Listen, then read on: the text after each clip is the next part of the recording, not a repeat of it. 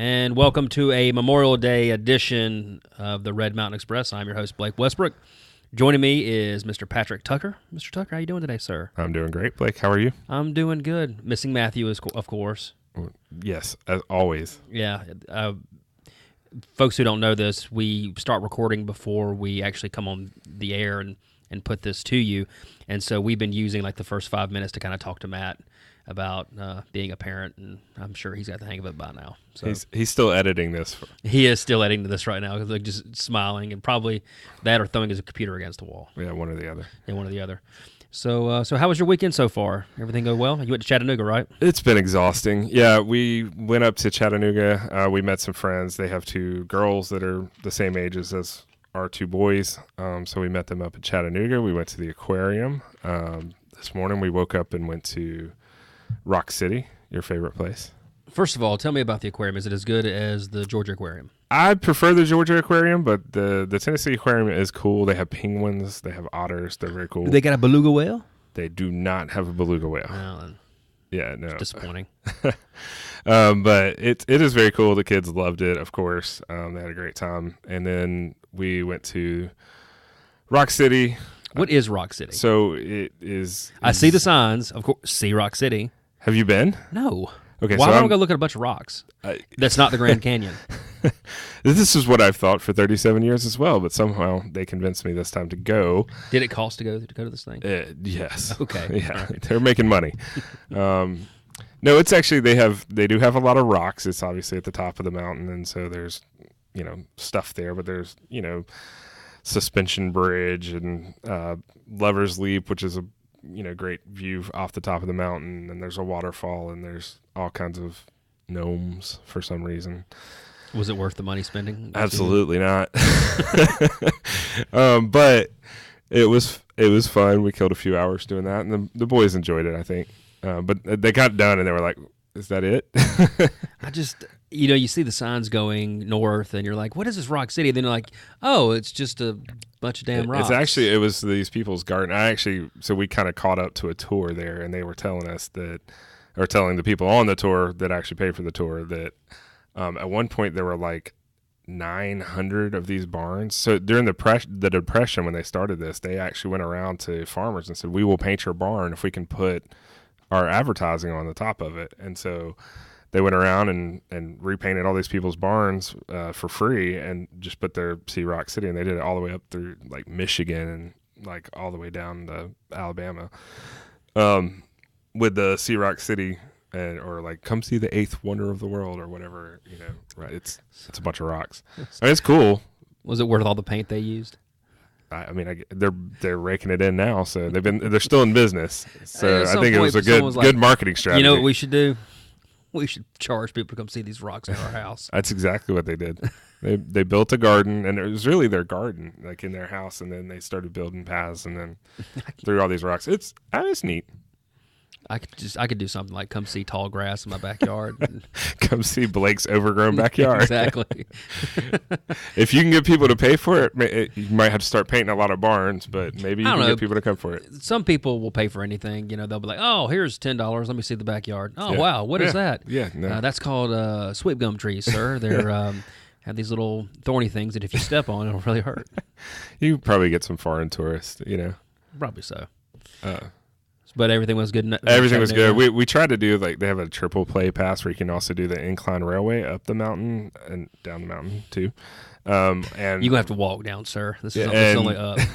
And Ruby Falls, but we got to the incline railway and they were like, "It's a 3-hour wait," and we're like, negative. 3 hours? Well, it was an hour and a half at the top and 2 hours. An hour and a half at the bottom, I guess. An hour and a half to 2 hours at the bottom to get back up. I was like, so we're going to wait here for an hour and a half to ride down the mountain to spend 2 hours waiting to come back up the mountain. You know what I would have said? 3 hours. Hell, I could be home in 3 hours. Literally, we were home in 3 hours from that point. So oh, man. We stopped and got some ice cream, and we're like, "Boys, we're not doing the railway thing. We'll come back and do that another time." And I bet they didn't care, did they? No, they didn't care. They got ice cream. Nathan fell asleep in the car, so... I went to Huntsville this week. My younger brother is in the Army and is about to be posted in Italy. northern Italy, not too far from Venice. So we went to Huntsville this weekend, and where my older brother lives, and we had like a pool party, and we all have kids. My little brother Gray has a 14-month-old, and Kyle has a three-year-old, and so we had a big pool in the back, and let them jump in the pool. Kids not doing a lot of swimming at 14 months old. It was mostly a waiting party. Yeah. They just waited in the pool and splashing around. Yeah, like it was really funny too because we put Maggie in the pool, and she was kind of walking around and feeling it out, and all of a sudden she like face planted into the water and then stood back up, and we were like, "Oh, this is not good." And then she started laughing, and so I was like, "Oh, okay." And so it turned out to be pretty good. We ate food the whole time we were there, so I feel probably 10 pounds heavier right now, but it was a good weekend. I wanted to tell you something that we went to the zoo last weekend, which, by the way, if any of our listeners have never been to the zoo here in Birmingham, you need to go. It's pretty awesome. You have like a season pass. Oh, yeah, we have the membership. It's great for kids, the young kids, because you can go and you can leave and you don't feel bad if you don't see everything. Right. And it pays for itself if you go more than, 4 times? Yeah, it's something like that, which, totally worth it. We went to the zoo, and we fed the giraffes, which was a cool experience, and saw the lions and the tigers. What? I saw some of your pictures on Facebook. Oh, okay, yeah. Maggie was not having any bit of those giraffes. No. So, but we went to this. They have these little, I guess, houses inside where like they have like the coyotes and stuff. And so we walked in one of these, and that's where the glass is, and you can see like the coyotes behind the glass. Well, there was this coyote that was right next to the glass, chowing down a bird it had just caught. I mean, maiming this thing. Blood was everywhere, and everybody was standing around just looking at it. And it was just so awful. The dads were laughing, the girls were crying, and of course the gamekeeper was nowhere to be found. So, or not the gamekeeper, but the zookeeper. Zookeeper was nowhere to be found. So, that was just a funny story. That was poor bird. I mean, like I don't know where he caught this bird. I guess it just landed in the wrong enclosure. And he got it. I mean, he was sitting there going to town. I mean, it was awful. Hadn't had a fresh kill in a while. Hadn't had a fresh kill in a while, but yeah, so that was funny last week. I just want to mention that because the Birmingham Zoo is great, and that really made my whole trip. I was like, it was great. We've been walking forever. Then we saw that, and I was like, it's perfect, worth the money. Fortunately, your daughter's not probably old enough to be scarred by this. No. Although one day she'll be probably in therapy going. At that time, there was a bird. There was a bird. I can never look at birds the same again. So, but no, it was a good weekend. Not a good weekend if you're down at the beach. Alberto's coming through, which is it Alberto? Is that right? Alberto, yep. Yeah. It's going to be a subtropical depression. First of all, are we really naming thunderstorms now? Is this happening? Yeah, I think so. Yeah, so it's a thunderstorm, subtropical depression. It is moving a little bit east. It's basically coming directly up to Birmingham. Well, but they said that it's moving east, so it's not going to landfall in Alabama. It's going to be on the Panhandle of Florida. Everybody's all worried, and actually, like it was supposed to rain in Chattanooga all weekend, and it was. Well, you're also in beautiful. Tennessee, yeah, I know, but it was nothing. I don't know. We were in Huntsville, and it didn't rain either. But here it's been raining on and off. I saw some pictures from folks at the beach, and it didn't look too bad. But it's probably over now. It's probably rainy season down there now. Yeah, I still like the beach though. I'd eat at Bud and Alley's in the rain. I don't care. It's good stuff. But so that's coming through. So if you're listening to us far away at the beach, I don't know why you would be, but if you are, stay safe. We're thinking about you. Also, the SEC baseball tournament was in town at the Hoover Met. The Ole Miss Rebels defeated the LSU Tigers in the finals. Why is it still the Hoover Met? I'm surprised they haven't moved that to downtown yet. I think the parking. Yeah, that's the biggest thing is the parking. They have a lot of people, of course, SEC fans coming on their RVs, and so they have plenty of parking there, and so that's I think why they've kept it there instead of trying to move it downtown. And I think it will be there until they find a better place. Yeah, well, they've done a lot of improvements out there too, and I mean, great turnout. Have you ever been? Yeah. We went a couple of years ago. My wife's family are big Vanderbilt fans. They usually have a pretty good team, so we've been out there a few times. Went out there once with work and came across a bunch of LSU fans, and they just wanted to feed us. It was amazing. There's nothing wrong with that. Come get somebody who's gumbo over here. here. The LSU fans, like They may hate you, but they're going to feed you. Yeah, absolutely. No, one of my favorite stories of LSU fans were in 2009, Alabama was playing LSU at Bryant-Denny, and my older brother came up for the game, and LSU fans had gotten off the train from New Orleans, and they were, of course... had been drinking since they got on the train. And we met a couple of them at the Houndstooth, the old Houndstooth, Yeah. and you'd have thought after, 30 minutes with them, they were your best friends. Yeah. They were so nice. And one of the guys was dressed up like a tiger. He had a tiger suit. And the other guy was dressed up in a purple pimp Nice. outfit with like a boa.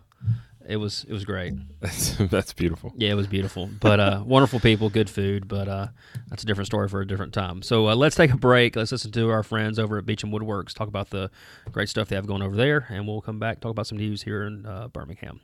We'll see you in a minute.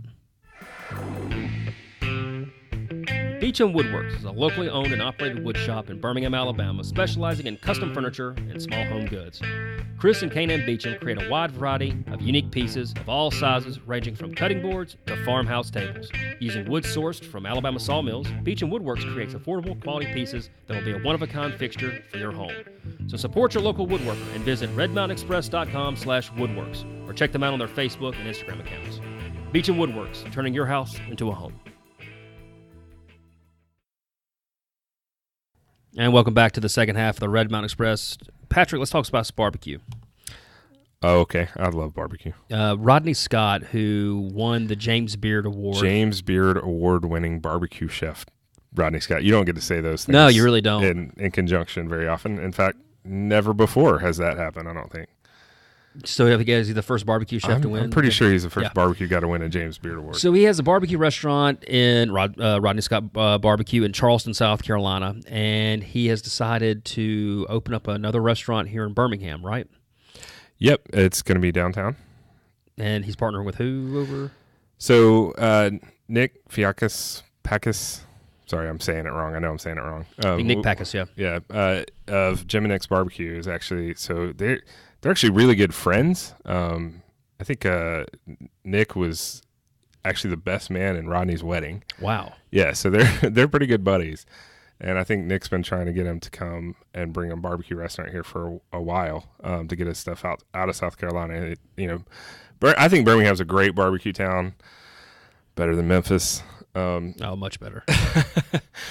But, and now we have even more great barbecue coming to the city to be a part of it. I think there's a hunger for it here. So yeah, so he's opened up a barbecue restaurant downtown. Now you tell we're tired. They probably have a restroom. They have probably restrooms there too. A barbecue restaurant downtown.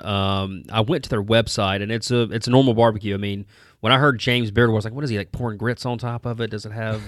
But it's like no, it's normal barbecue. I mean, it's not like it's nothing fancy. So it must be really good. Yep. No, I recently we went to visit Liz's family in South Carolina and spent a day in Charleston, and I was asking a buddy of mine, like, hey, where do I go get some good barbecue around here? And that was like his number one recommendation. Did you go to it? No, unfortunately we did not go there. It did not work out, but we ended up going somewhere else. It was pretty good, but well, check out the menu at rodneyscottbarbecue.com. They got some good stuff on there. They also do fried catfish too, which I'm a fan of. Also, there's another barbecue coming. Yeah, we got more barbecue coming to Cahaba Heights. Actually, there's a Martin's Barbecue out of Tennessee. Never heard of it. It's pretty popular, but I mean they've got several locations I think around Tennessee and maybe even in some other surrounding states now. So they've kind of spread around. It's a little more in the kind of the Jim and Nick's type, I would say, like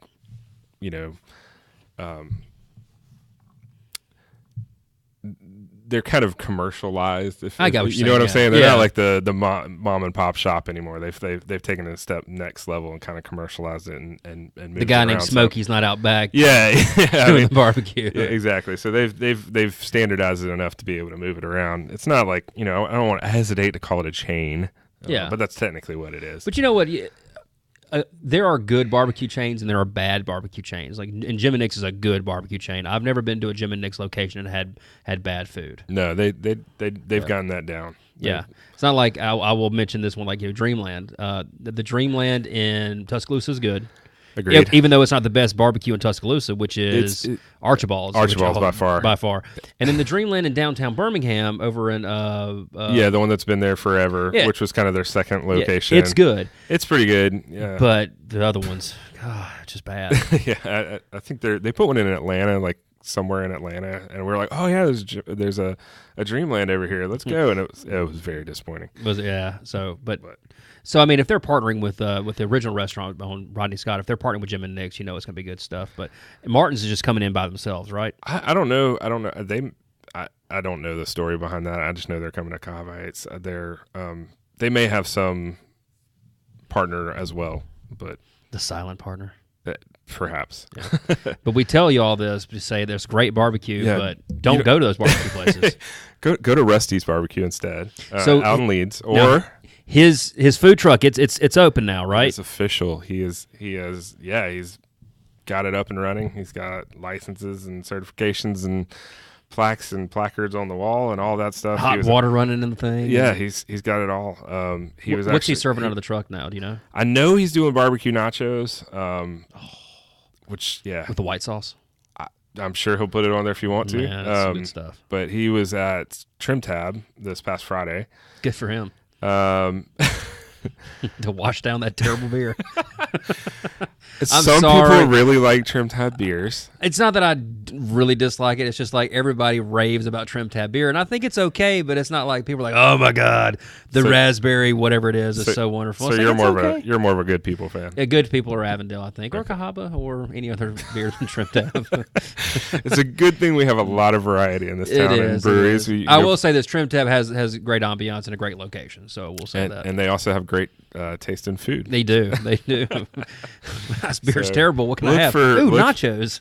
Look for the Rusty's Barbecue food truck around town. You need to tell Rusty he needs to come down to 280. I have told him and told him and told him. So I mean, we'll just keep giving our money to the taco until it's parked in our office park. Then I won't be happy.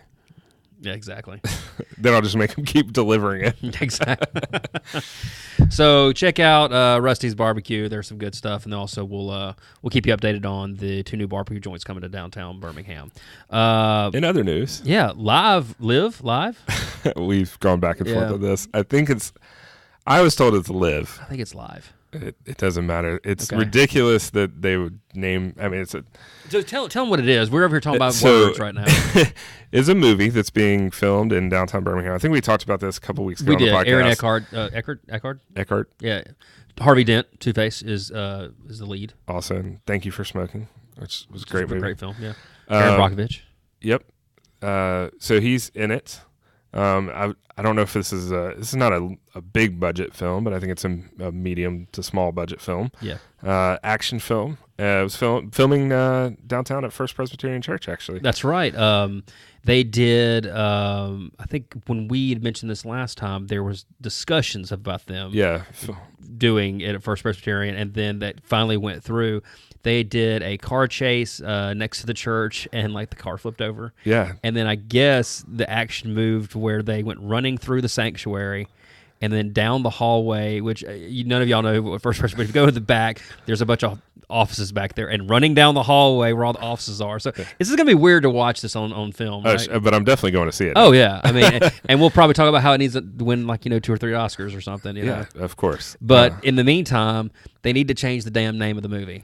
Yeah, so if you go to IMDb and search for Live, you will find 937 hits because every movie or show or short film, there's been a ton of these things with that name. When every time someone talks about this movie, the first thing they talk about is it live or live? Yeah. Right. Like even at church today, which you weren't there by the way. Yeah, I know. I'm sorry. Sinning. Anyway, that's what the Reverend Kat Goodrich said. She goes, and I hope none of y'all knew this, or if maybe you did, but a film filmed here at the church. Is it live? Like she went back and forth, and someone was like, I think it's live, and then someone else went, I think it's live, and I was like, well, yeah, whatever it is, they we'll know when the announcer announces it, or if it even makes it to the theaters.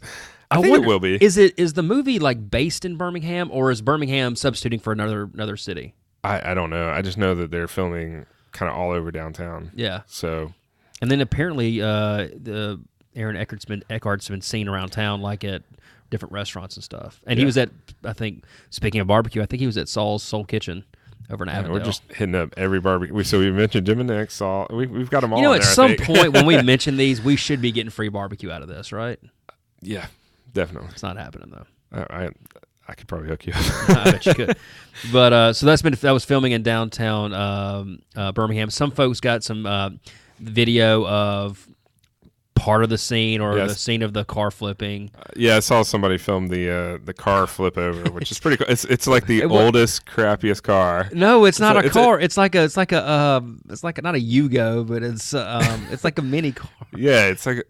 I expected like a clown to jump out of the car and run into the church. Like I said, it's a low budget film. It's not a high budget film. If it was a high budget film, it'd be a BMW or a Mercedes flipping over. I think Aaron Eckhart's character as a police officer, and so it's like it's a crime chase. So I saw somebody else, or maybe in an article in the news that one of the officers got to do take him on a ride along around the city. Really? Yeah, that's awesome. Yeah, it was pretty cool. So I mean, it's gonna be really disappointing if they're like in Chicago, like oh, that's not Chicago. That's I mean, surely not. I think I don't know if they'll really describe what city it is, but it'll be obvious, I think, to the people of Birmingham. Maybe nowhere else. No, nowhere else. But hey, we'll take it. I'll be like, hey, I recognize that church. That's my pew. We sit right there, man. Oh, man. I recognize that office. Okay. Anyway, so we'll give you updated when that gets released, and we'll probably go see it. I'll trash it. Matthew will talk about how great the movie is. Patrick will be right there in the middle. We'll have a very long disagreement, drawn out movie talk on this. And then I'll throw in Star Wars. So anyway, have you seen Solo yet, by the way? I have not gone to see Solo. I've seen enough Solo memes, though, to make my life complete. Well, the funny thing is that you text me and Matthew a Solo cup, and you're like, check out this marketing. And we're like, dad joke. Yeah, it was really bad. It was funny, though. But speaking of other things going on in downtown Birmingham, I haven't gone to see the movie, but Apple. Yeah, so another update on a story. Another update. We talked about how Apple has this everyone can code curriculum, and they've been doing kind of camps, I think, or they're talking about doing camps. One is actually going to come to Birmingham. It's going to be the Apple Everyone Can Code curriculum at Lawson State. They're going to have 25 slots in each camp for junior high and or middle school and high school for free. Yeah, it's just first come, first serve. Like I said, at Lawson State.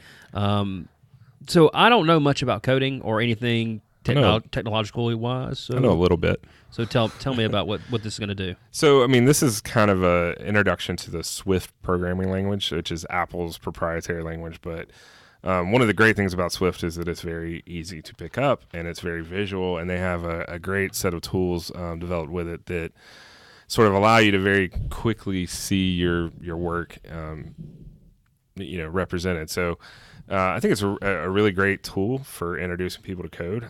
It should be very, very straightforward, and I think it's going to be great. I think this is great for the city of Birmingham to do. I mean, coding is a very valuable thing in anything that you do. So I mean, everybody works on systems these days. Every system needs coding, and even just being able to understand coding behind something, I think, is very important for helping people develop job skills. So I think this is awesome. It's cool. Yeah, so it's going to be at Lawson State. We'll give you the dates here. For high school, it will be June 18th through 21st and July 9th through 12th. For middle school, it's going to be June 25th through the 28th, July 16th and through the 19th. I think it's free transportation to and from the camp. I think they have a shuttle or something that's going to lunch is included. I think it's just kind of like go online and sign up for these. It's first come, first serve before they fill up. Yeah, I mean, they could already be full. I think you said 25 slots per week. This is 4 1-week camps. Right, so there's 100 total slots. Yeah. 50 for high school, 50 for middle school. And we'll put if someone here is listening and they have someone that they want to go to it, we'll put the link on our show notes so you can go see this. But this is big for Birmingham. In Birmingham for years and years we were considered an iron and steel town, and now I think we're more of a healthcare town. But I think high tech is somewhere we could really start making some waves, and it says a lot that Apple would choose Birmingham for this. Yeah, I think UAB is starting to sort of realize that, if they can get the technology talking with the healthcare, that, biotech is kind of a huge thing. So Absolutely. that's hopefully, I think that's kind of where the city is headed. I think there's some biotech startups here. And well, and even with electronic health record now, it's doctors don't work in files anymore. They'll work on a tablet or a computer. So it's, it's the next thing that's going to happen. And I think that it's a way that Birmingham can diversify its economy. Yeah, I think it is a way we can sort of carve out a niche. Niche. I always say that wrong. It's okay. But so I think it's really cool for Birmingham. The more people we can get coding, the better. It's more valuable than foreign language. Maybe Tim Cook will show up. I think I don't know if he'll show up for that, but he definitely came out before. Yeah, he's from. Is he from Auburn? He went to Auburn. I know he went to Auburn. Yeah. Yeah. So Tim, if you're listening, we'd love to have you. Are, and we know you are. We'd love to have you on the Red Mountain Express. Well, that's the show for the day. Awesome. Well, I hope everybody had a great Memorial Day. Yeah. What are you gonna do tomorrow? Are you just gonna sit back and rest? Relax. That's what I'm gonna do. Maybe eat some barbecue. Is Rusty's open tomorrow? They are. That may happen, actually. Yeah. Some onion rings. Some white sauce. Yeah, I'm gonna get the burger though. Dip the onion rings in the white sauce. I mean, look, we buy that white sauce. My wife puts it on a baked potato. It goes on everything. Everything, yeah. I mean, it's good stuff. Good stuff. Thank you for listening. You can always go to redmountainexpress.com to check out the show notes. Also, you can join us on Facebook and Instagram and our Twitter account. Also, let us know what you think, kind of topics you want us to talk about. And for Patrick Tucker, I'm Blake Westbrook. We'll see you next week.